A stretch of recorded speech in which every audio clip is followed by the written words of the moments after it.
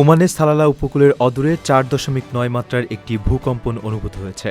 শুক্রবার বিকেলে এই ভূমিকম্প রেকর্ড করা হয়। কেন্দ্রস্থল লোকালয় থেকে বেশ দূরে হয়। এখন পর্যন্ত কোনো ধরনের ক্ষয়ক্ষতি বা হতাহতের খবর পাওয়া যায়নি।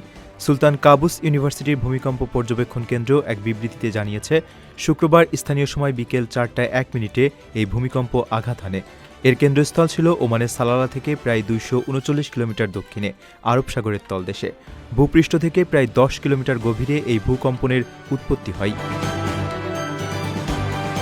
সাধারণত এ ধরনের মাঝারি মাত্রার ভূমিকম্প সমুদ্রে সৃষ্টি হলে উপকূলের উঁচু ভবনগুলোতে মৃদু কম্পন অনুভূত হতে পারে। তবে উৎপত্তিস্থল জনবসতি থেকে অনেক দূরে থাকায় এটি থেকে বিপদের কোনো আশঙ্কা নেই বলে জানিয়েছে কর্তৃপক্ষ।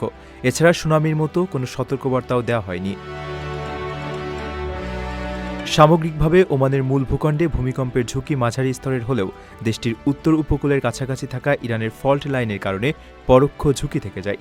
এই সম্ভাব্য ঝুঁকিগুলো মোকাবেলা এবং যেকোনো পরিস্থিতিতে দ্রুত ব্যবস্থা নেওয়ার জন্য সুলতান কাবুস ইউনিভার্সিটির অধীনে ওমান জুড়ে 20টি আধুনিক স্টেশন বসানো হয়েছে, যার মাধ্যমে সার্বক্ষণিক ভূমিকম্পন পরিস্থিতি পর্যবেক্ষণ করা হয়ে থাকে।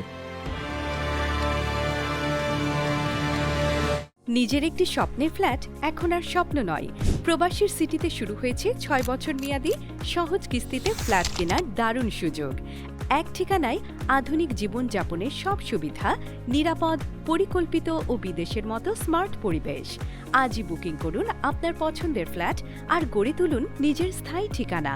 বিস্তারিত জানতে কল করুন স্ক্রিনে দেওয়া নাম্বারে।